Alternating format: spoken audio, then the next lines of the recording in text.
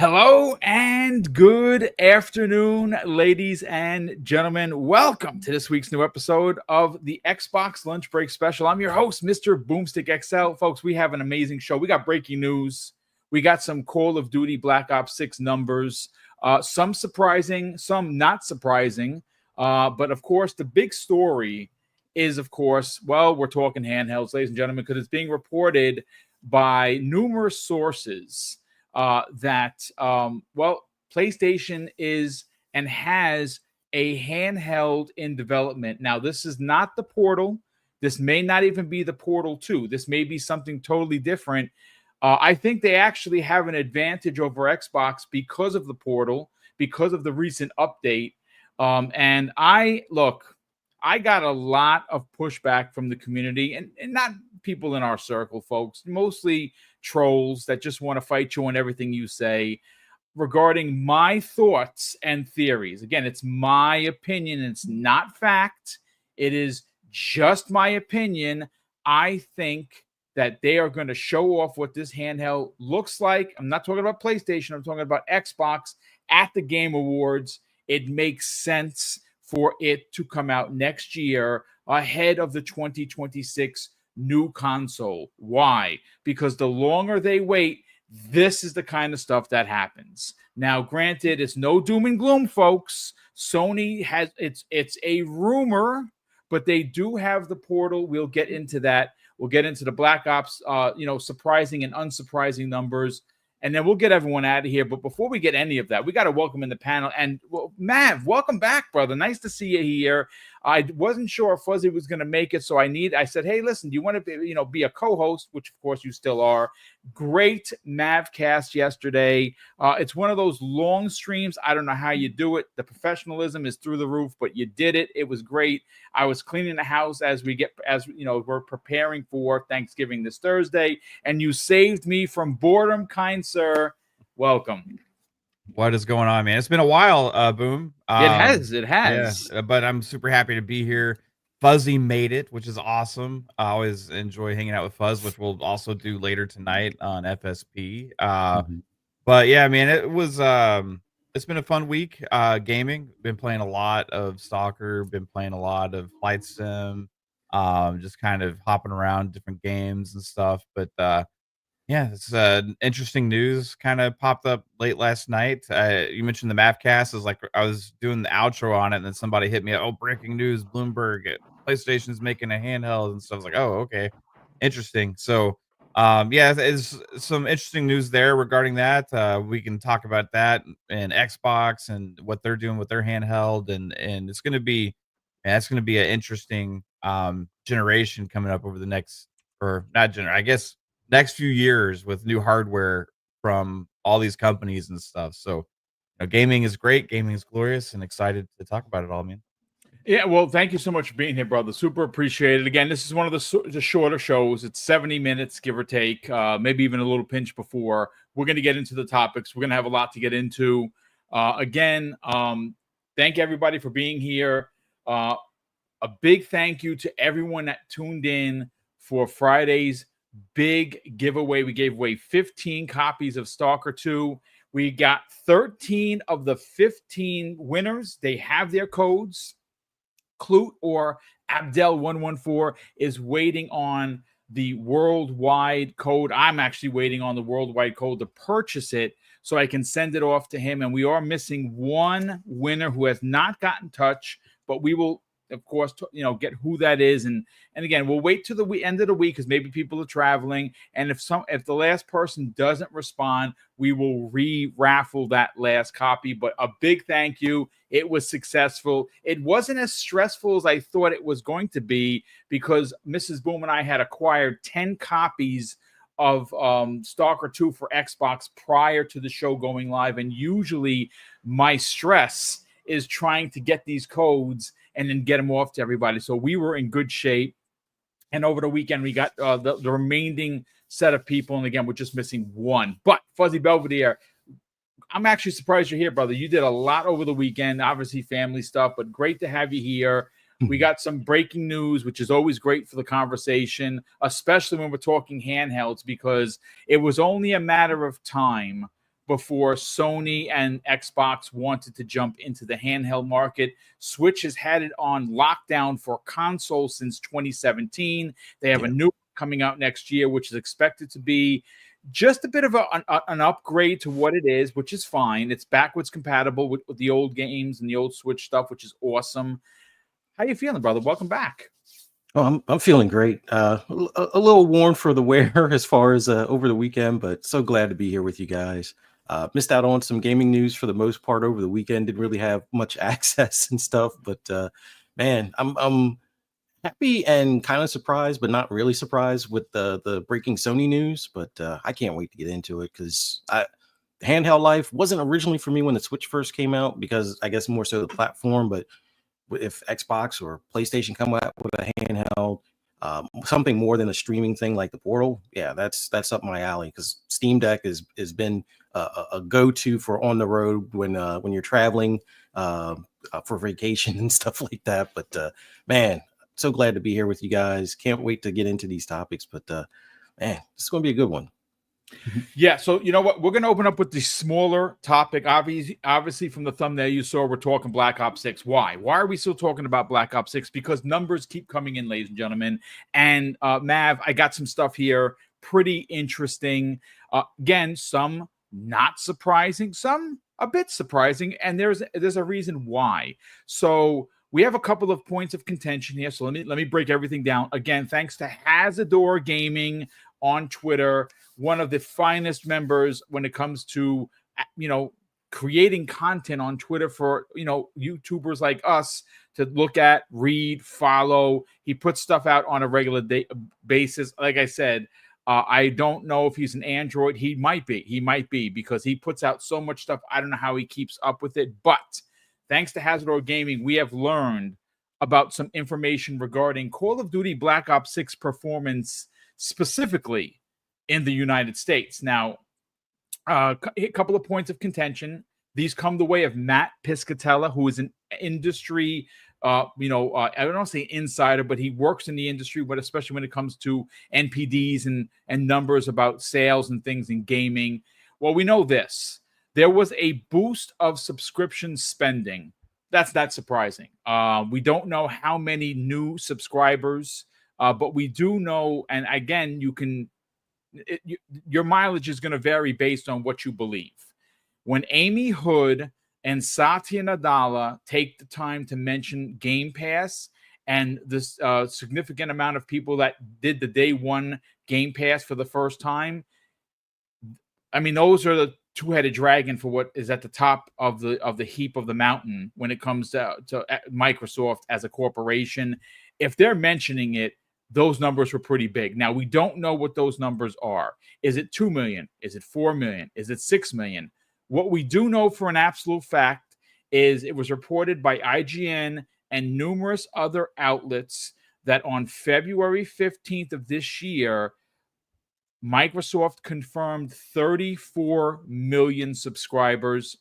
And while we are now getting close to the end of the year, if Black Ops was as big as it was, and it is, I think that they could have easily tacked on 4 to 6 million new subscribers. And that's not just for Black Ops. You just go throughout the year. There were a lot of games. And again, they struggled with first party past May because obviously, it was in May they had Hellblade 2. There were a lot of RTS games that Math specifically loved. Not for me, but definitely for somebody. And Game Pass was no slouch for sure. But I think they're over 40 million. I would imagine that the next round of numbers will know soon enough. It says here there was a shifted share of sales to PlayStation. Now, this isn't surprising at all, Mav, because PlayStation is the most popular console out on the market right now. They are the market leader, and they have been the home of Call of Duty since 2014. It also says that it does not have appeared to have been cannibalizing sales, meaning that because it was an Xbox Game Pass, people didn't buy it, which that is big news. But the last piece here, Mav, is not surprising but also understanding, and here's why. It says it did not provide significant boost to Xbox Series hardware. And this is via Circana, which of course is a big numbers site.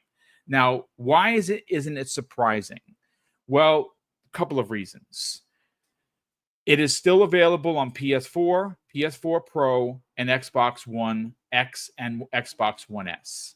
Now, what did we see a couple of months ago? When NCAA 25 released, it was only available on 2 platforms, PS5 and Series X and S. Well, that's one platform, but 2 platforms, 2 different consoles.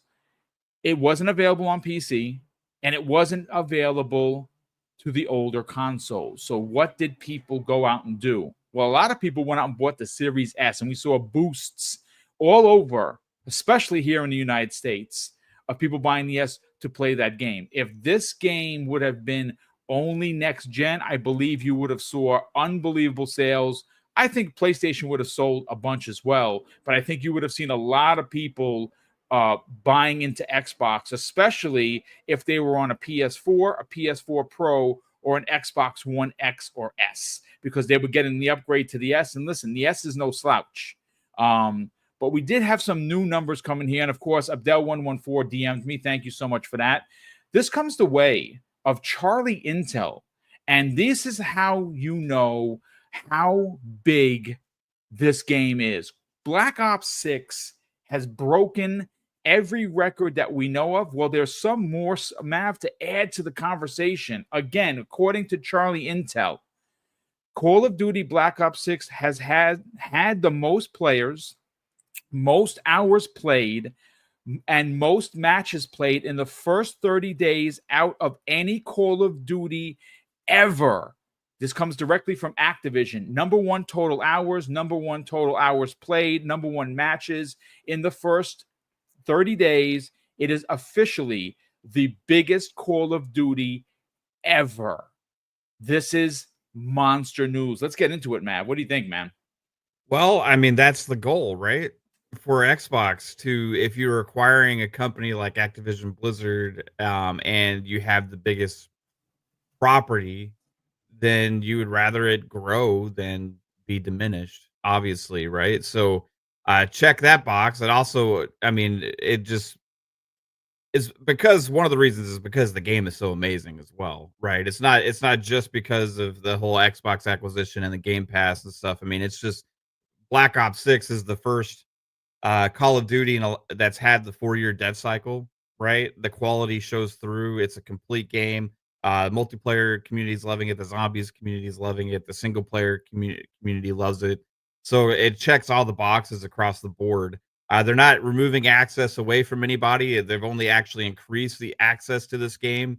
Now you can also access it via the cloud or other ways, even if you don't have a console. If you have a crappy PC, you can still access it that way using the cloud, or you can do different ways of accessing across multiple devices. So the access to the property now is increased more than ever. Now, the argument's been made tons of times about, oh, what is this gonna do to sales? It's gonna ruin Call of Duty, Game Pass. They're not gonna sell anymore. All this stuff, and like PlayStation's gonna see the most black ink on this, and the Xbox is gonna not hardly get anything because they're doing all the investment, but PlayStation gets the benefit and stuff. And it's like, just take a step back, everybody. Look at it. This game is monstrous, right? Xbox is getting your money no matter how you're accessing this game. We don't also know how many people did the Vault Edition upgrades, right? Which is another key factor. Is like, for a lot of people that have access to it in Game Pass, I know several people that did that, right? That may have not done it otherwise because, hey, it's not like you're spending $100 now, you're spending the 30 something or whatever it was, right? So, the game is doing amazing. Is it moving extra units of Xbox consoles? I think in the long term, as the brand continues to become more synonymous and the value proposition becomes more and more aware, where people start associating the value that Xbox has with Call of Duty and all these other games continuing to hit Game Pass, that's where you're going to start seeing potentially more hardware being sold. But is it ever going to drastically change? No, I think most people are kind of locked into their ecosystems at this point. I think there's some growth they can have over time, but it's also going to be dependent on what kind of hardware they deliver in the future. It's also just dependent on this continuous cycle of new games continuously coming out to where somebody like IGN has to grit their teeth and cringe and say, I recommend Xbox right now. Right? That was Which something, wasn't that? it was, but it's telling of where things are. You can look at the games coming out, the pipeline of games coming out, the value that you get with day and date and Game Pass, which I still know that most of the PlayStation community doesn't even understand that.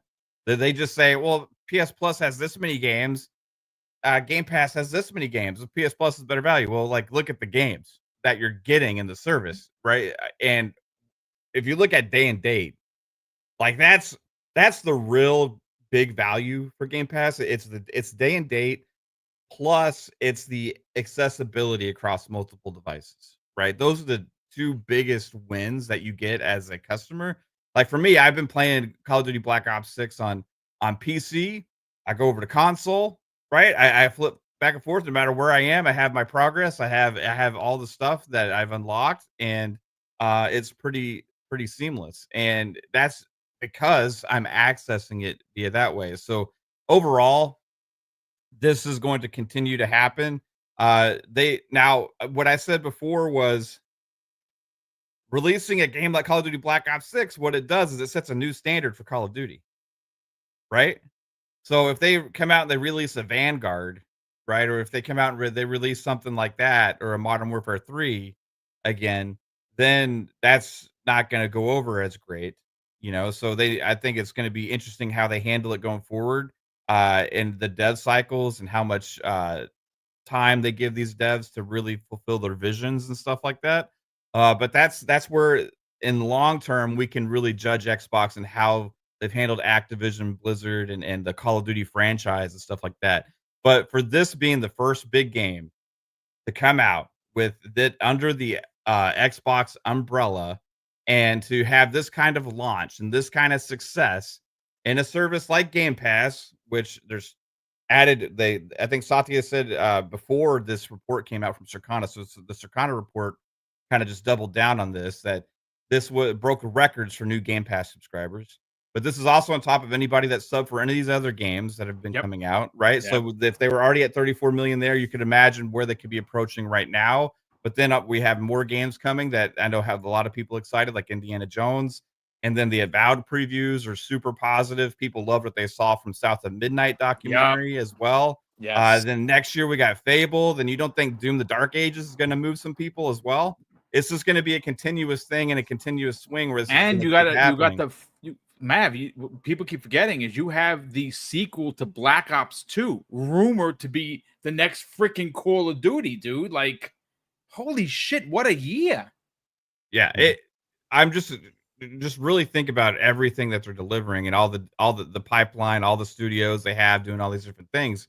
So when you see a game come out like Call of Duty and it's breaking records, becoming the biggest, think about how many Call of Duties there have been, right? Even since before when it was synonymous with Xbox. We talk about like what Call of Duty 2 was like a launch 360 title, you know?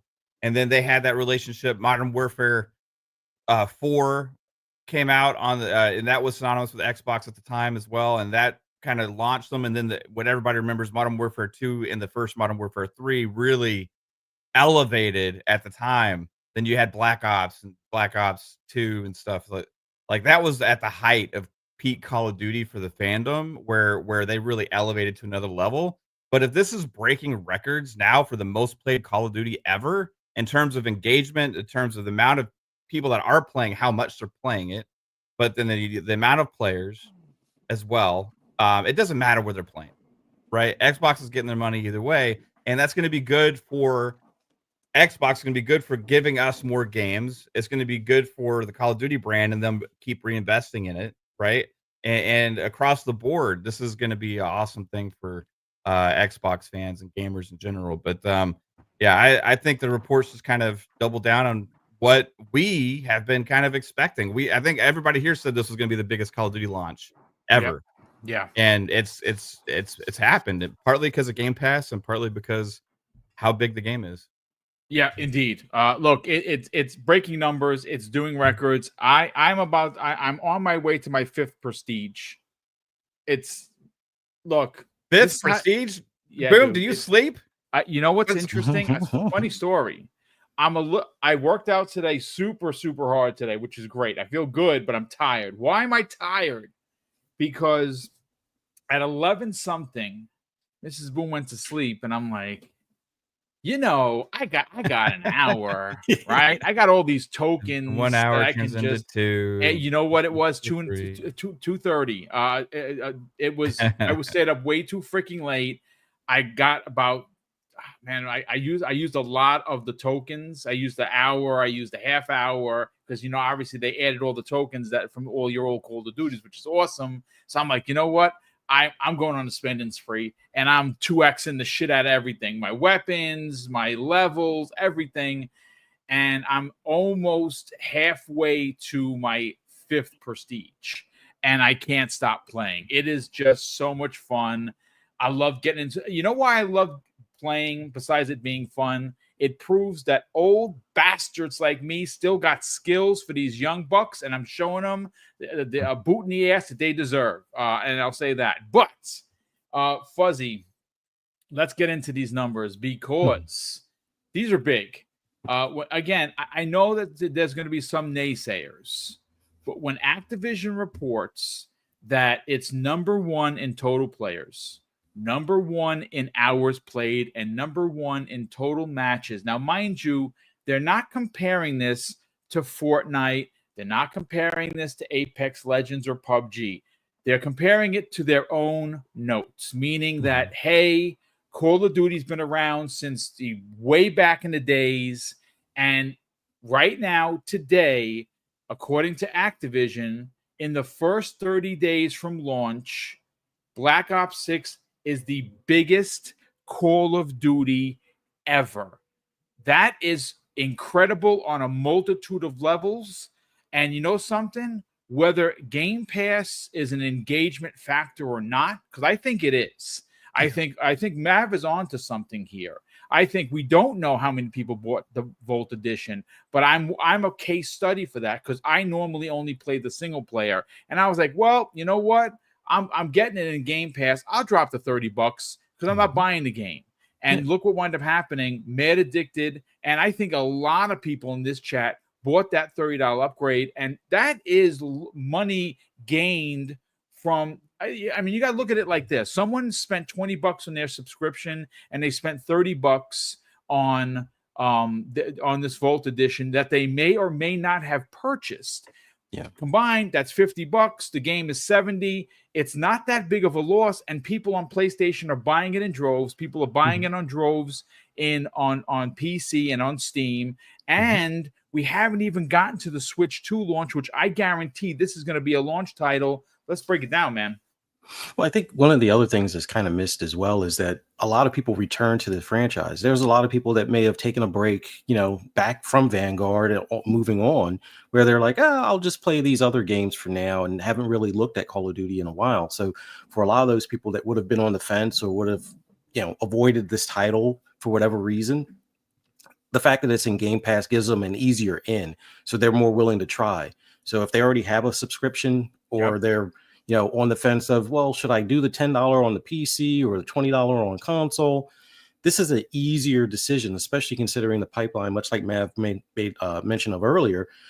Whether you're just a Call of Duty guy or just looking forward to what's coming down the pipe, all of those things could now factor into being that money that they wouldn't have gotten normally, that now Microsoft can get because the person is going to subscribe for at least a month, if not longer, because usually what winds up happening, unless you just subscribe specifically for one game, which I don't know many people that do just that, it might like push you over the edge to like, all right, I'll give it a try. But a lot of times it hooks you in and you'll wind up saying, okay, well, I signed up because of this game, but now I'm playing these 3 other games that I wouldn't have normally never considered, but I just hit the download button. Oh, this is fun to play. Oh, now I'm hooked to something like Vampire Survivor. And they may not have even looked at that thing twice in the store prior to having that subscription. So a lot of this is, I think the Game Pass effect overall is going to be the easy access, that the I'll just give it a try type of notion where it doesn't feel like it's coming out of your pocket directly to try it. Like, yeah, you're paying for your subscription, or you're doing like me and using your Microsoft rewards, but it makes it easier for you to at least give something a try. Let's see if it's worth your time. And you don't even really have to download it. With a lot of stuff being cloud streamable, you don't have to worry about space on your SSD or an external drive or one of those expansion cards. You could just hit the cloud, play it, see if you like it.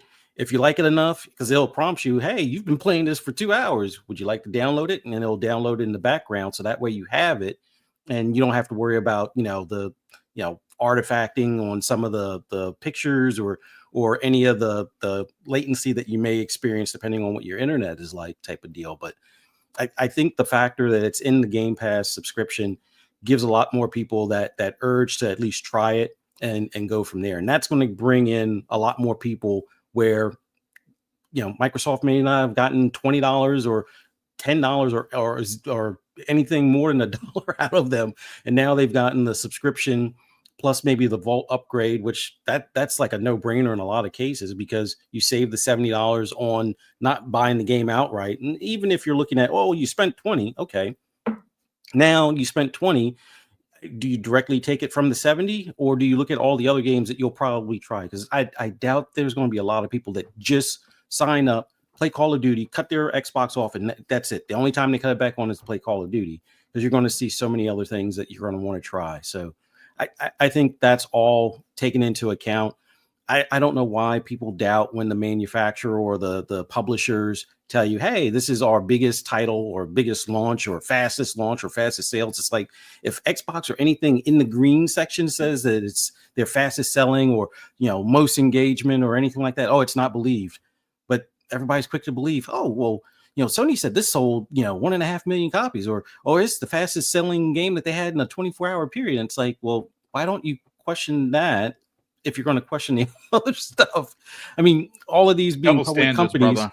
Yeah, it's all of these are public companies. So any of those things can be held against them as far as from their shareholders. So considering their shareholders that are going to be listening to some of those statistics as well and be like, wait a minute, my revenue for my shares isn't quite match what you're telling me, type of thing. So yeah, that's something that would get you quickly investigated if you're not, being on the up and up. So I don't know why it's like, believe them, but not them. But it is what it is. I'm not surprised that this is one of their bigger titles, considering the access to Game Pass, considering that it's everywhere but on Nintendo right now, which, like Boom said, it's probably not too far down the road, depending on when the Switch 2 drops. But it's awesome to see. So glad that they actually, I think, announced that they're going to have like an internal committee to help them moving forward on some of the decision making for the studios that are going to be working on Call of Duty, to kind of streamline things and to make sure that they're not just going off on a tangent on things that maybe the fan base doesn't want. So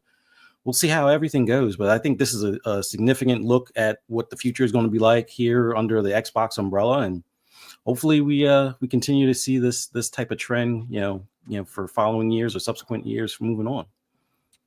I mean, look, this is, I know that there's a lot of people, and I think, Mav, you might have mentioned this during your Mavcast, that people just discount 2023 for Xbox as like they didn't do anything.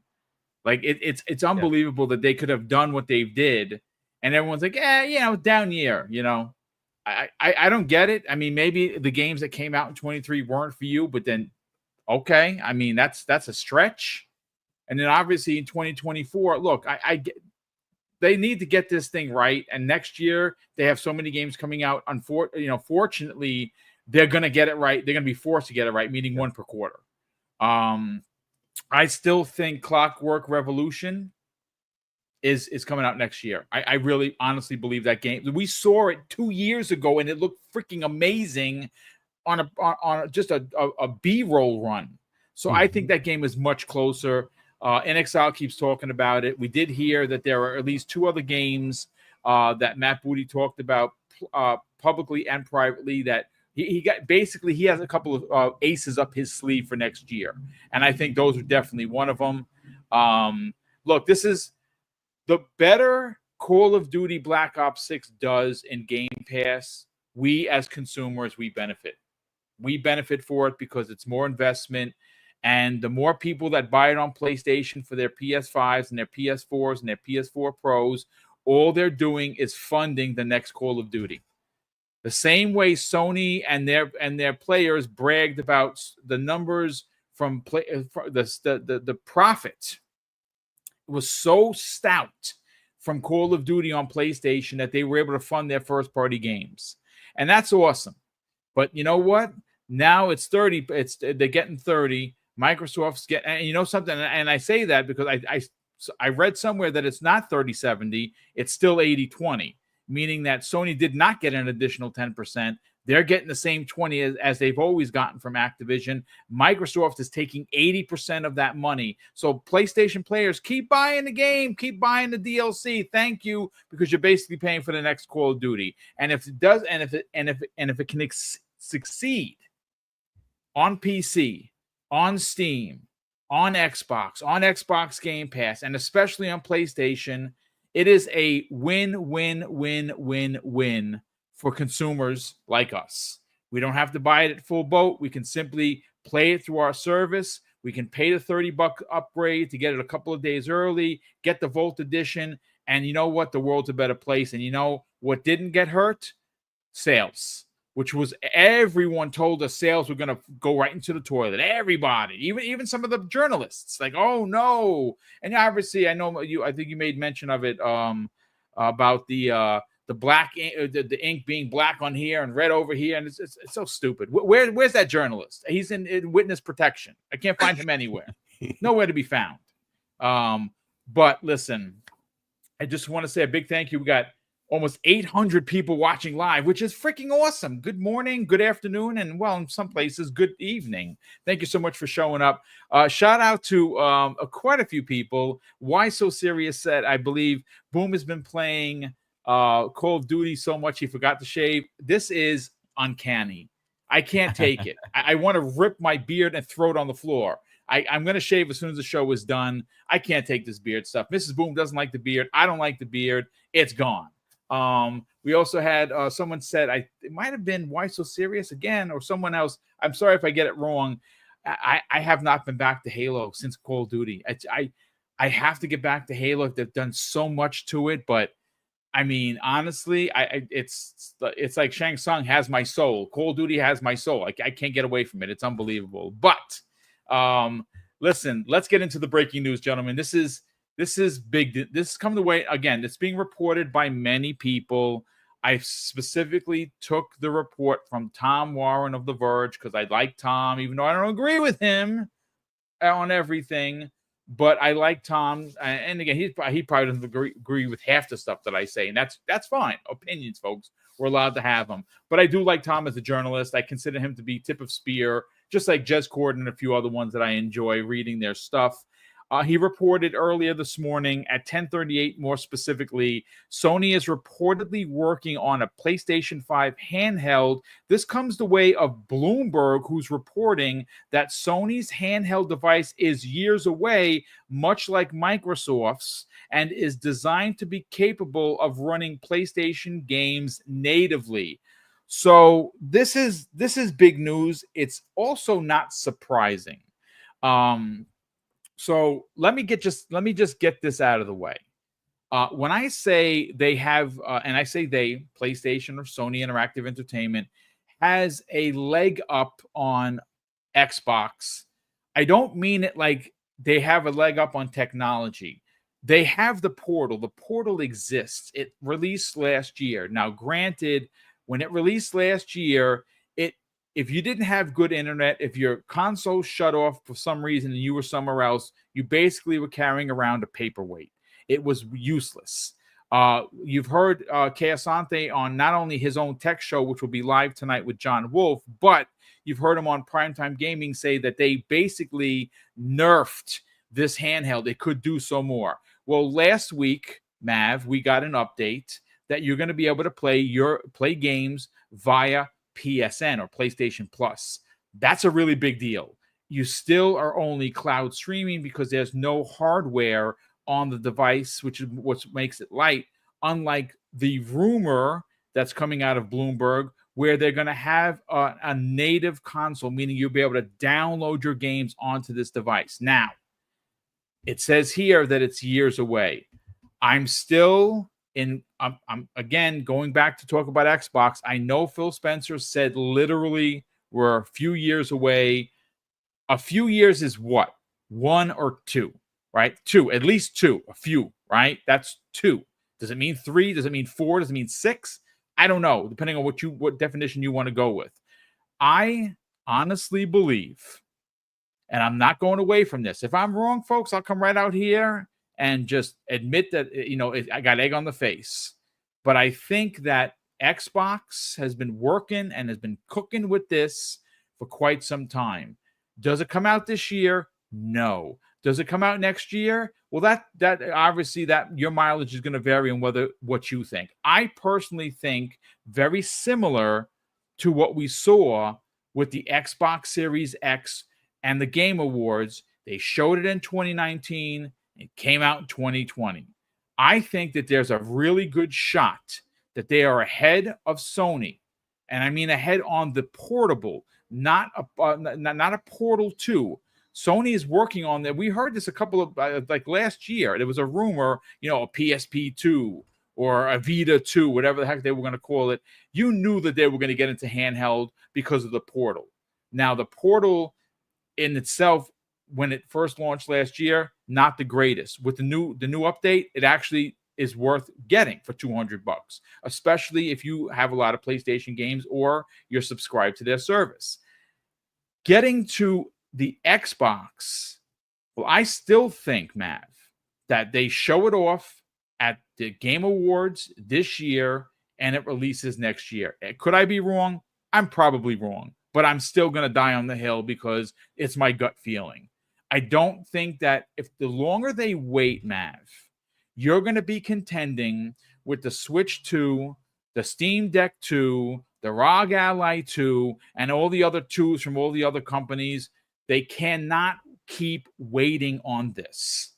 And the difference here, and Tom Warren actually says something regarding PlayStation games running on an Xbox. Check this out. So I guess it's somebody I muted, so I don't know what they said. And obviously they're muted or blocked because they're just knuckleheads, and it's fine. He says Microsoft's handheld will also run PlayStation games because Sony puts their games on PC. And this is assuming that this handheld is going to be similar to a Steam Deck or to a ROG Ally. That's a really big deal because if it's an open source, like the console is rumored to have, where you'll be able to play your Steam games and your Epic Game Store games, it is going to change gaming forever, and it's not going to be locked down to just the Xbox. And if they're doing it for the console, and that's the rumor, it makes sense that they do it, or at least try to do it with the handheld similar to, of course, the ROG Ally, the Steam Deck, and everything else. Let's get your thoughts on it. Does PlayStation, in your opinion, have a bit of an advantage because of the Portal, or no? Well, I mean, this is a tricky question because I was honestly surprised that the Portal even sold like at all, to be honest with you, because I mean, at launch it's a console streaming device.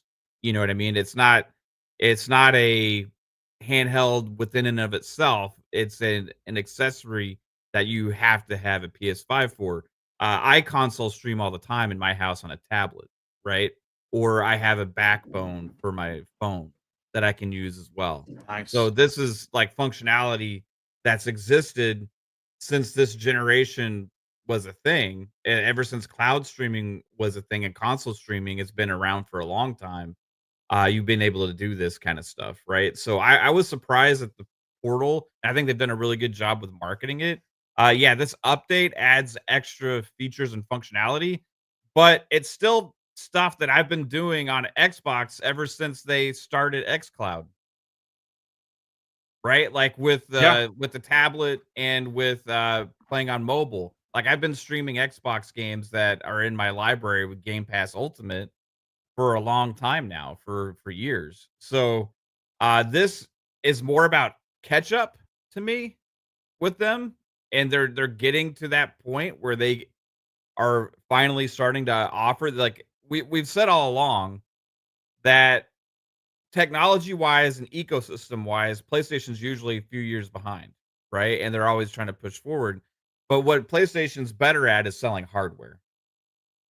So what they've managed to do is sell hardware that people already have devices for.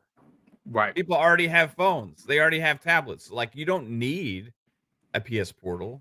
You can use your phone or your tablet and do the exact same thing, right? So, but they're managed to market it as, hey, this is PlayStation's console streaming controller, right? So you need this, and managed to sell a lot of them. So this update does add better functionality to it. It makes it less pointless for me. Like if you were to want to buy one. But other than that, like I don't think it's like necessarily an advantage, because if Xbox ends up releasing like a PC hybrid, like a ROG Ally type device that's themed Xbox, right? And you get access to the entire ecosystem. You know, the whole Xbox everywhere thing. You can access your games no matter where you are. So the games that you own, you can either cloud stream them, or the games that are native on PC, you can play them that way and all that kind of stuff. You're adding way more functionality than something like a PS Portal has, right? I think it's going to be dependent more on what the competition is in that space. Now, Phil said like few years away when he was talking about the handhelds. So I don't know exactly what all they have planned, but we know they have different prototypes. And they also said they're going to be experimenting with different kinds of devices. So I expect whatever this PlayStation actual handheld device is going to be, that's years away. That's they're prototyping, and as the article said, may or may not actually end up coming out at some point, right? I think playing the PlayStation games natively on it, I think it's more of a like portable PS5, right? I think that's one of the options that Xbox is kind of working on, maybe like a portable Xbox Series S, Xbox Series X that you can kind of take anywhere and play your games natively on. That's the one that I think I would be most interested in, right? But then I think they're also seeing, this other market with the ROG Allies and all these other kind of things, and like, okay, well, if we sell our own version of that, then we could get on top of that market that adds functionality for the PC crowd. So you have one that's like more console gamer oriented. You have one that's more PC gamer oriented, and then you also have potential they could end up releasing something like the PS Portal, because they're like, wow, they were actually able to sell those things that can just console stream, and now finally being able to play some games in the cloud. So the devices like that already exist for Xbox. You can go get a Logitech G Cloud right now. Yes, which I have, and Yeah, that freaking thing. Listen, don't sleep on the G Cloud. That thing is awesome. right. So basically, what the PS Portal is saying they're finally getting able to potentially do is stuff you can do on the G Cloud right now with Xbox. And there's nothing you can't do on a PS Portal that you can't do on a G Cloud with Xbox, right?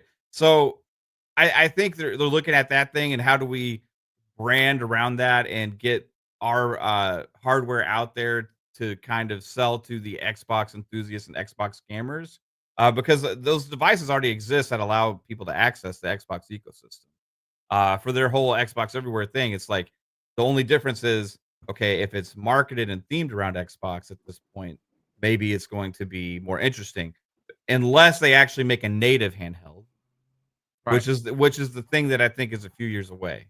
right. So I don't know. As far as a leg up, I think PlayStation always has a leg up on hardware just because of the name and everything that they're doing with the marketing with their hardware.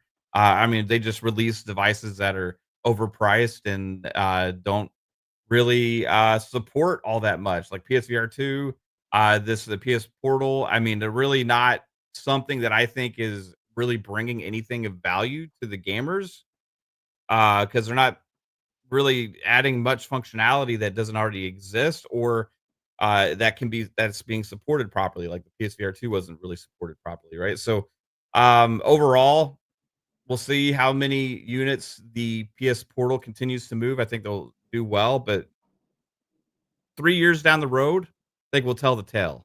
Yeah. What's more interesting, I think they don't want to get what they see. Both companies see the transition where, well, a lot of the younger crowd is the crowd that's growing up playing a lot of these games now. They're used to playing on tablets, they're used to playing on mobile, used to playing all these other things. They like gaming on the go. They like handhelds. They've been growing Yes. up with DSs and 2DS, 3DS, or all these other kind of Nintendo devices. The Switch did gangbusters, primarily because it's not just a console; it's a handheld, right? Like Nintendo combined both of their markets into one market Yep. that was able to say, we're going to sell to the console gamer and we're going to sell this device to the handheld gamer. Their handheld devices have always sold like crazy, right?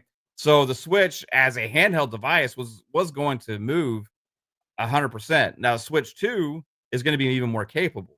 And you're also going to see a lot more third-party games going to the Switch 2. So I think what you see is Microsoft and PlayStation looking at this and being like, we can't get left behind in that, because if all these gamers that are playing these third-party games like Fortnite and Roblox or whatever just start all moving to the Switch because it's more capable, then we're going to get left behind on all these other things. So they need to have competing devices for the Switch 2. And they're maybe going to be a little bit behind, because if they're talking a few years away, Switch 2 is coming next year. But I think they really got to do something in that space, because overall it's a space that's growing rapidly. People are interested in buying handhelds. I know several people that have multiple.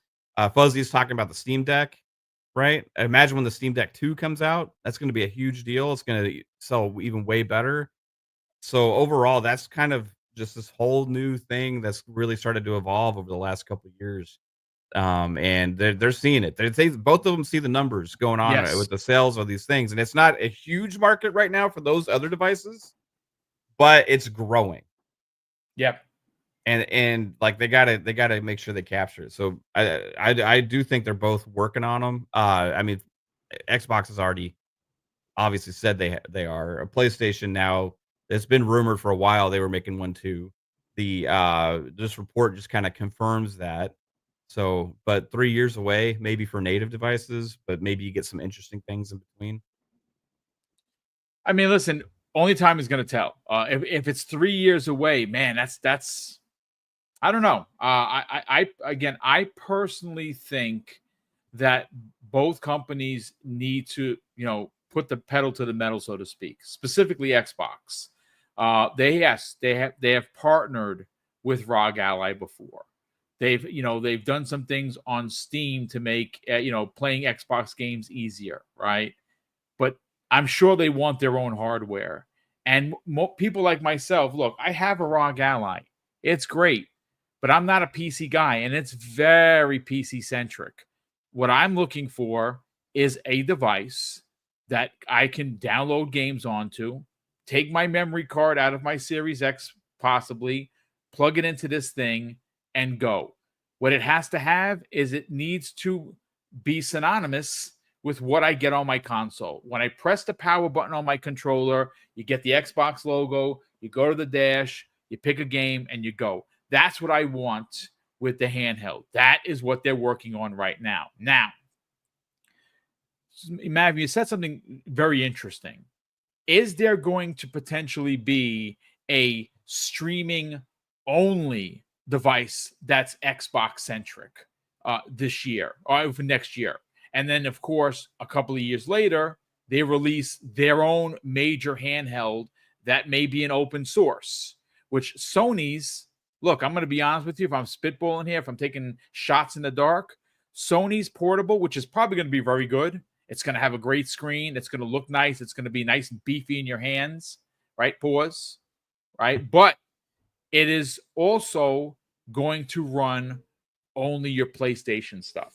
Now, whether that's PlayStation 3, 4, or 5, I don't know. but it's going to be a closed platform peripheral. That's my thought. I don't have it on good authority. I'm just making an opinion here. And that makes sense because that's very Sony centric anyway, right?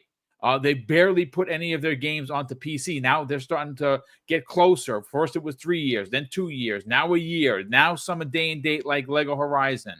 So they may do a day and date thing for PC, but this console, whatever it's going to be for PlayStation, is going to be closed source. It's going to be PlayStation and PlayStation only.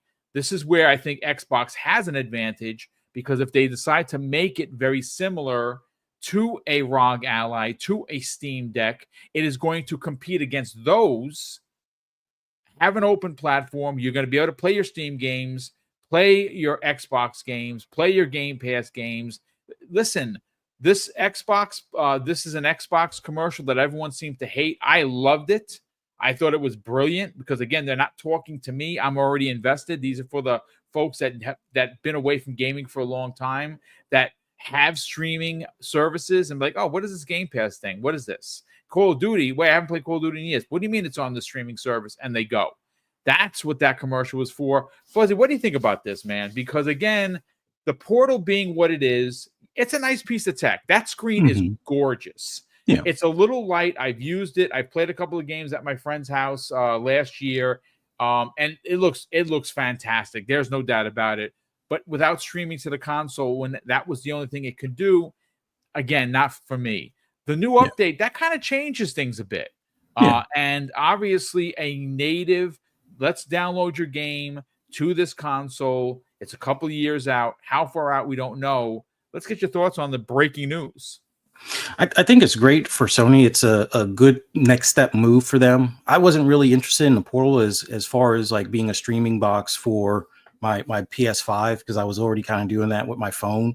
Not that I greatly appreciate that, as far as it only really seemed to work well within my home's Wi-Fi. Outside of that, like if I'm at a hotel and calling back to my PS5, it would work. It's just that it wouldn't work well, and it didn't seem like the Portal was that much of an improvement overall. But in general, the streaming, it has its limitations, and I think if they make something like the report is leaning towards, where it's going to play native on that box, that's great. That will be probably their best step forward. But it also needs to cross this new threshold of being able to possibly access PC games.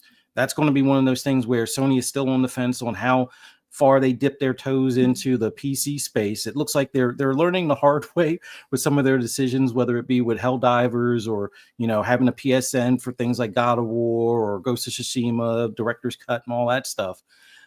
That's going to be their thing to try and learn from. And I'm actually surprised that it's years away. I mean, I understand if they're waiting for next gen or that next generation leap of tech as far as chipset and stuff like that. But I think they could actually release something now that's more in tune with like a Steam Deck or a ROG Ally, or just basically have it where that portable or the Portal has the ability to have an SSD on it and download some games and play the games. Now, I know it's easier than just not easier. It's actually harder than just putting a SSD in there. But I think that's something that they should be able to, spin up in a couple of years, or at least I would think they should be able to. But we'll see what it pans out for. But I'm still holding my breath as far as for Xbox with a handheld. I didn't like when Phil said several years out, because several to me means 2 or more, and I'm kind of hoping that we get something next holiday. Would love to see it at the Keeleys this next month.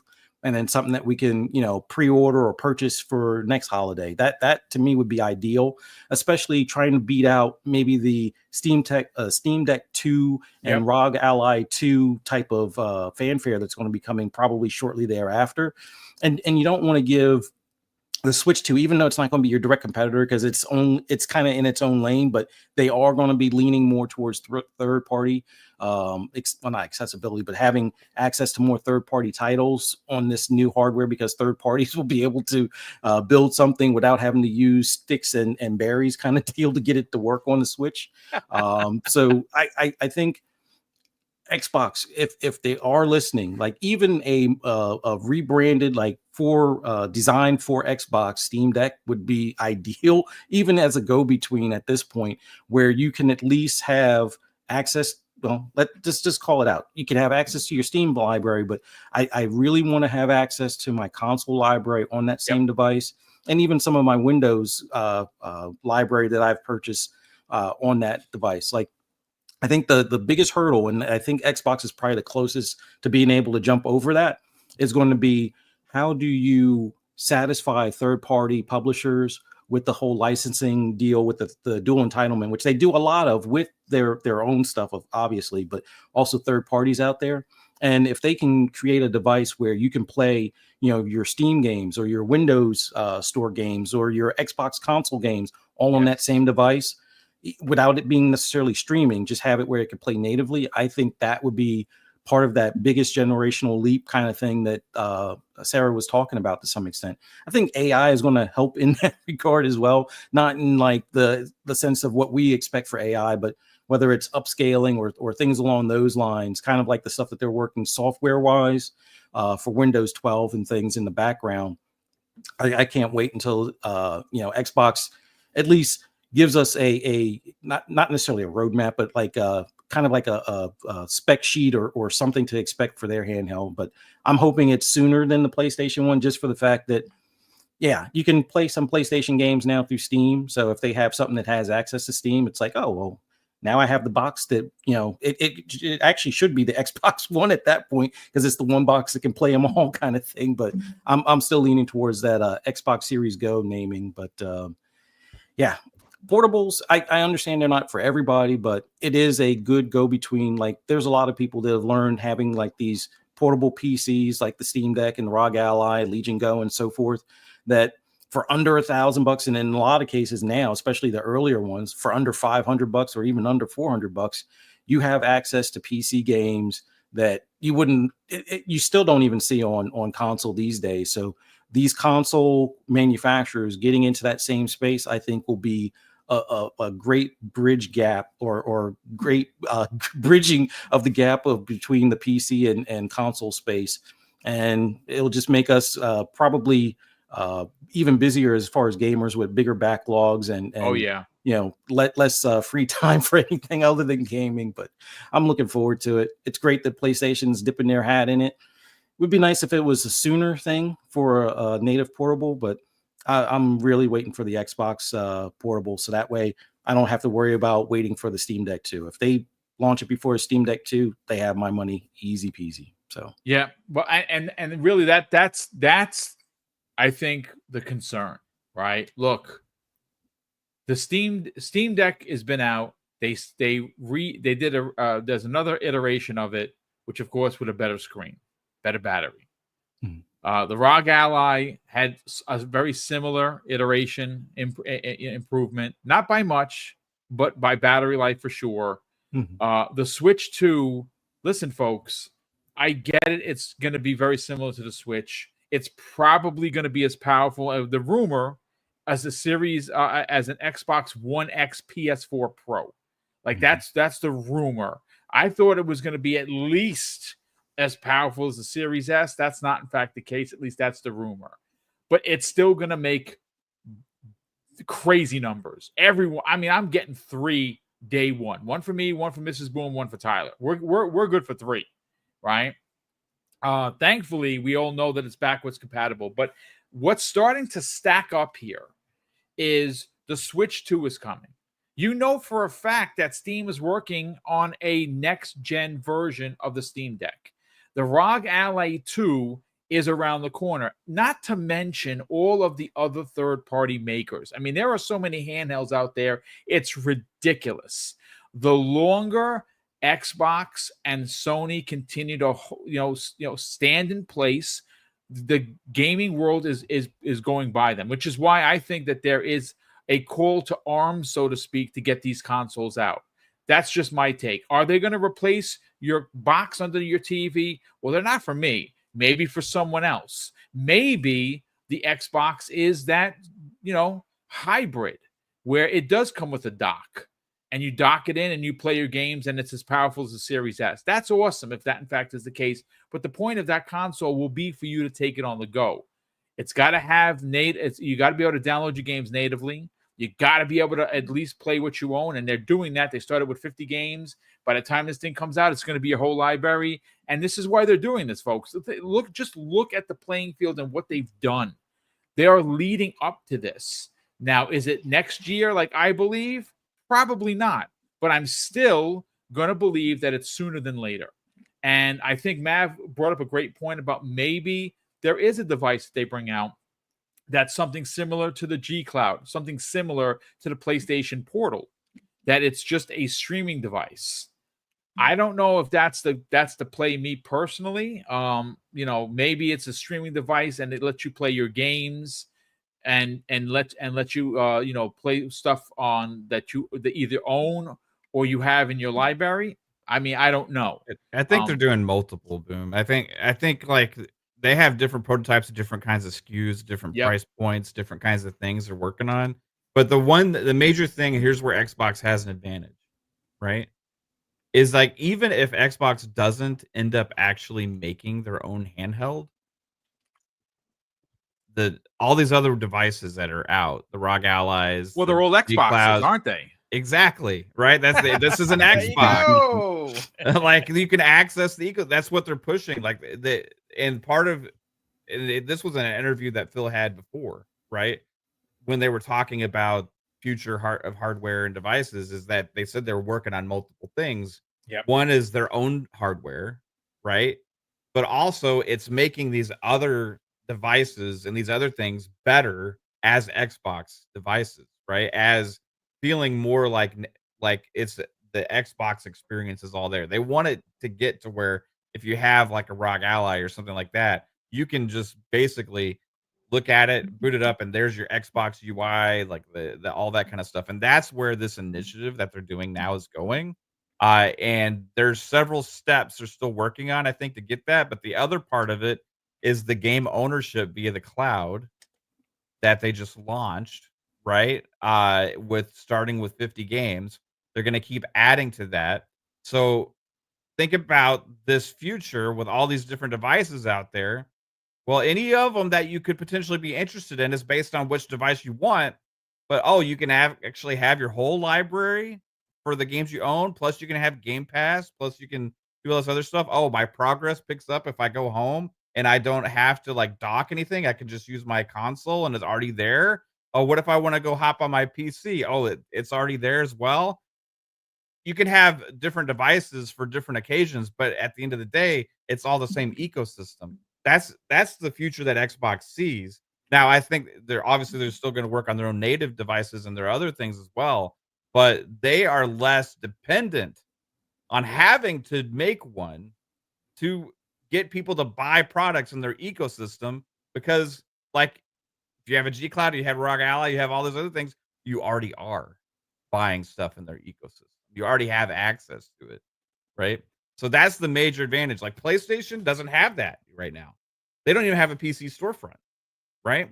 So the only way to get people to keep spending in their ecosystem is if they release their own device or they eventually catch up and do this other stuff. I mean, look, the future is bright, right?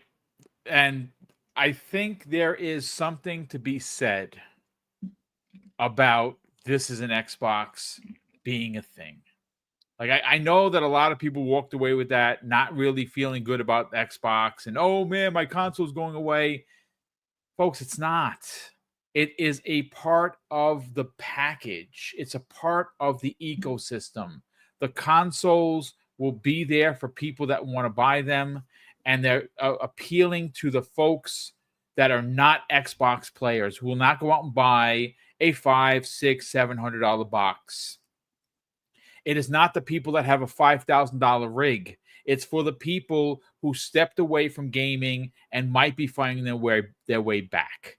Obviously, again, because streaming is such a thing and everybody knows about it, even the biggest normies know that they go out and they subscribe to a particular service for a particular show. This wasn't the case 5 years ago, folks. It was just Netflix and a few others. Right now, everybody has at least 5, 10, 15 streaming systems, right? To cut the cord, to cut cable, and they're paying more on all of these different streaming services, and they don't realize it. But at the end of the day, who knows what's going to happen? It's great. Look, Paris had put out a tweet earlier regarding this being good news about Sony making their own portable, and he's right, because if I wrote to him back and I said, yeah, absolutely, competition breeds in innovation, right? And listen, they're all competing for our dollars, they're all competing for our time. And again, the article says it's several years away.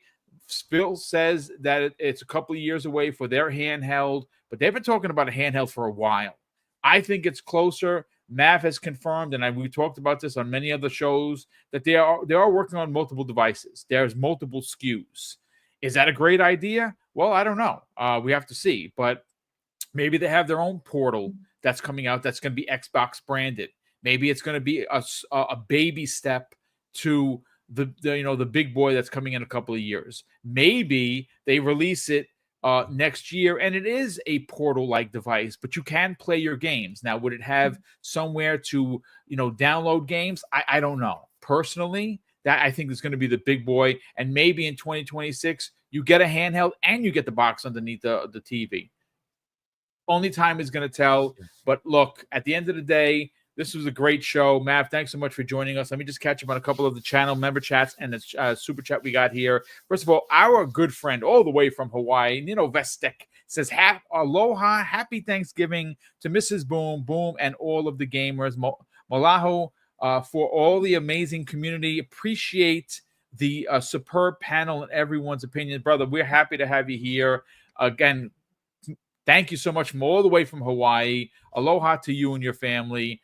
Again, yes, Thanksgiving is this week. Of course, there will not be a show on Thanksgiving. I'm taking a day off, folks. Yes, I can do that. But there will be a show tomorrow. There will be a show on Wednesday, and there will be a show on Friday. I don't know how big that show is going to be. I don't know how many panel members we're going to have, but it's going to be a show. I'll start writing that before the holiday, so I could, of course, just enjoy Thursday and just watch football, eat turkey, hang out with family and friends, and just chill. Play probably a lot of Call of Duty. But we also have a super chat here from Michael Mooney all the way from across the pond. He drops, ladies and gentlemen, a very generous £5 super chat and says, how about a Snapdragon-powered Elite controller previewed at the VGAs, then revealed at CES 2025, and for sale September 2025.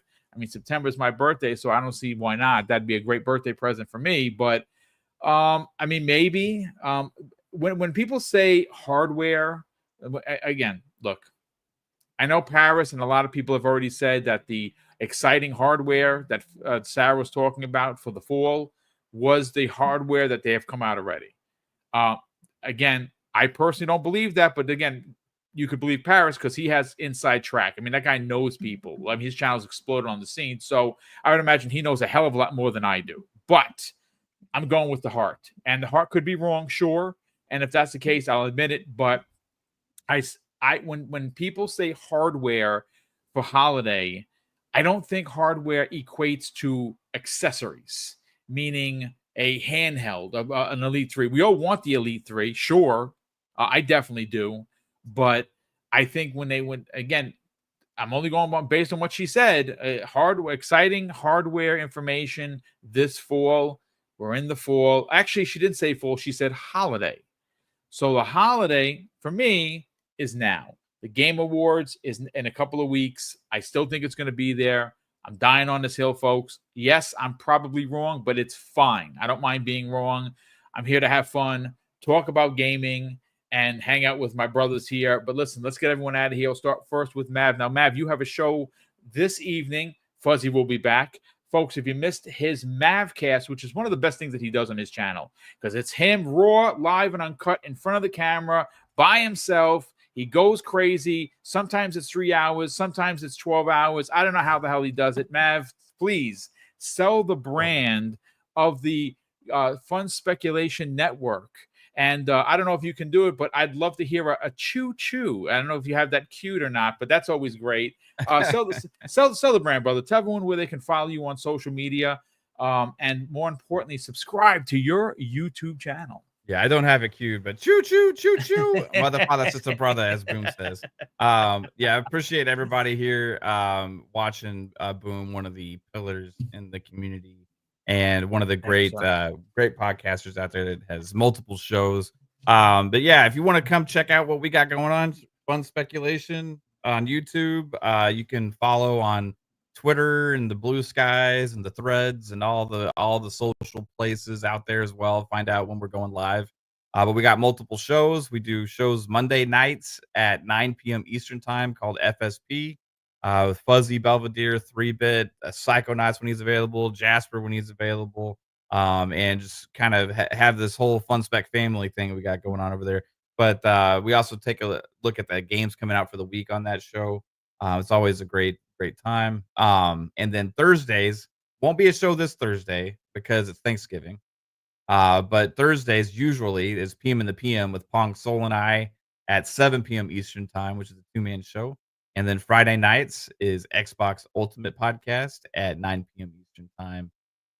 It can get it's been a little bit more tame lately on Friday nights, I think. But sometimes Friday nights get a little crazy. So anyway, come hang out, check it out, and appreciate everybody in the chat. You guys rock. Well, thank you. Real quick. I don't know if you saw my tweet. If you are a fan of side-scrolling beat 'em ups, if you are a fan of G.I. Joe, The Wrath of Cobra is available. It's $30. Dude, it's so good. I'm gonna record some footage so I can show you guys and gals. I'm a G.I. Joe nut. Everyone knows that. I still collect G.I. Joe classified stuff. I'm a big fan. It's my favorite toy. G.I. Joe is the reason why I became a police officer, if you can believe it. That is absolute the truth. Who is your favorite G.I. Joe? Oh man, I mean, I like. Obviously, everyone's the go-to guy is Snake Eyes for sure, but for me, I like Footloose. I loved Lady J. I loved Falcon, even though he's a bit of a screw up. I like Survival. Tunnel Rat was one of my favorite figures growing up. For Cobra, my favorite was the Crimson Guards of all. That's my favorite Cobra of all time. Followed up by Destro's Iron Grenadiers, which were freaking awesome. But yeah, I'm getting goosebumps talking about toys because I'm a big nerd. But thank you so much, Mav, as always. Fuzzy Belvedere, let's sell the brand, but not just your brand, kind sir. Let's sell the Mrs. brand as well, because she has a show which you guys had to skip due to some family stuff. Fright Night with Ferocious Fee. Obviously, Friday evenings at 6 p.m. Eastern Standard Time. But we have your YouTube channel, which, of course, is the best place for anything and everything in the racing genre. Please tell everyone where they can subscribe to both of your YouTube channels, but more importantly, follow you guys on social media. Well, as always, love being on this show on the afternoons, coming back through the weekend and going over the stuff for gaming news and stuff like that. Always love doing this with you, Boom. Always a good time when I'm on the same show with Mav. Love being on the same show with Mav. We'll be doing this again later on tonight on FSP, like you said. Definitely check us out, 9 p.m. Eastern time tonight on the Fun Speculation channel. A lot of games coming out this week. I gotta put a list together, but yeah, if your backlog is stacked, just expect it to get piled up on for these next few months. But man, for those that want anything in the horror genre, definitely subscribe to my wife's YouTube channel, Fright Night with Ferocious Fee. Just do a search on YouTube for Fright or for Ferocious Fee, FI for Fiona. You can also find her on social media, Ferocious Fee 78 on Twitter or X or whatever you want to call it these days, as well as Blue Sky. We're gonna get an Instagram together for her as well, but YouTube is the main place to find the podcast every Friday night, 6 p.m. Eastern Standard Time. This Friday, we're going to be talking about Black Friday, which was a horror movie as well. Yeah, it was actually really good, believe it or not. Really good. Yeah. So for those that might get some shopping in that day, if you're still going to the physical stores on the crazy day of Black Friday, definitely check this out while you're waiting in line. Just listen in your earbuds, and it'll probably make the experience a little less stressful. But man, looking forward to seeing everybody right back here Friday morning. Or yeah, Friday morning for Breakfast with Boom, 10 a.m. Eastern Standard Time. Hope to see you guys there. And yeah, just find me on the social medias. Just do a search for Fuzzy Belvedere everywhere but Facebook because reasons. Absolutely. And it's funny, if people want to know how G.I. Joe equates to me becoming a police officer, I used to have a friend back in the days. His name was Derek, and he was he liked being the bad guy. So he would be the drug cartel. I would be the cops and the DEA. We'd go and we'd pick our figures, and that's how we would play. It would be DEA versus the drug cartel. And look, I became a cop. So there you go, folks. There is the hidden secrets behind me becoming a police officer. Listen, a big thank you to everyone here. We had we were closing on 1,000 viewers. That was, of course, through Twitter, through YouTube. A big thank you for tuning in, checking us out. Please hit the like button. I know I've been getting DMs about the Double Barrel Gaming Volare Gaming Pillow. They're working on the link as we speak. As soon as the link, it's going to be a pre-order link. I will put it. I will obviously share that with everybody before the holidays, and I will post it and pin it to my Twitter account so you can order it if you like. The pillow is really, really dope. And we'll start doing some more advertising once that is ready to rock and roll. But a big thank you for everyone that tuned in, that continues to support the channel. And of course, a big thank you to the Super Chats and the channel memberships that continue to support the channel behind the scene. We are incredibly grateful for this kind of support. It allows us to do the big giveaways, and there is a big one coming. And that's going to be, we'll do more advertising as we get into December, folks. I don't know specifically what day it is, because Christmas, I believe, is a Wednesday. So it's going to be the week prior. We're giving away $2,000 in 2 hours. That's right, folks. You heard me correct. $2,000 in 2 hours. It's the biggest giveaway. We're not corporate sponsored, folks. That is literally coming out of our pocketbooks. We save up the Super Chats. This year has been tough for a lot of families. Mrs. Boom and I wanted to do a little bit more than we did last year and give back to the community who has been so incredibly generous to us. We feel that it's necessary to pay it forward, and we're going to do that.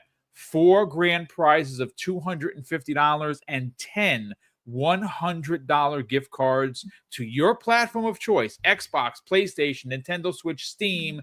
And if you are outside of the Americas, we will send you your winnings via PayPal.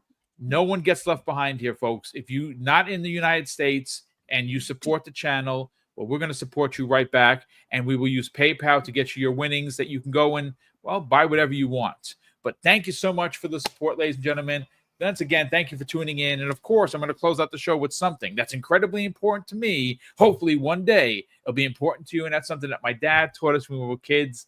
And he would say, Craig, treat others how you want to be treated. And also, it doesn't cost anything to be nice. You live by those rules, son. I can guarantee you're going to have an awesome day. So take care, everyone. And we'll see you next week on the newest episode of the Xbox Lunch Break Special.